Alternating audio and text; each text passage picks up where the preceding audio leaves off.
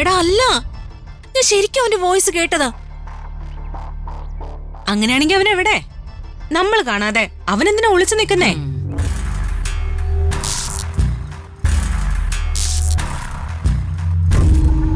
അനു, ആ കുരിശാണ് എനിക്ക് പ്രശ്നം.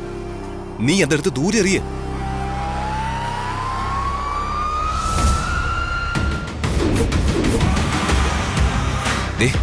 ഇപ്പൊ നീ അതിൽ തൊട്ട അതിന്റെ ശക്തി ഇല്ലാതാവും.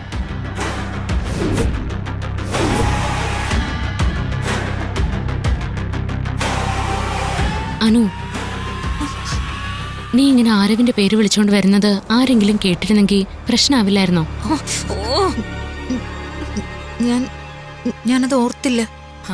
അന്ന് അവന്റെ വിളി കേട്ടപ്പോഴേ ഞാനും ഓർത്തില്ല. ആരവ് നമുക്കിടയിൽ ഉണ്ടാക്കിയേക്കുന്നത് വല്ലാത്തൊരു ആത്മബന്ധ. അതുകൊണ്ടാ അവൻ വിളിച്ചില്ലെങ്കിലും നമുക്ക് അവൻ വിളിച്ച പോലെ തോന്നുന്നത്. എല്ലാം ഒരു തോന്നല് മാത്രം. വാ, റൂമിൽ പോവാ.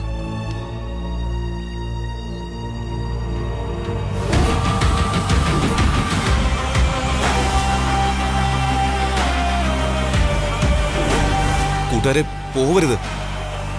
ഈ അവസരം പാഴാക്കിയ ഞാൻ നിരാശനാവും. എന്താ ഇപ്പൊ ചെയ്യാ?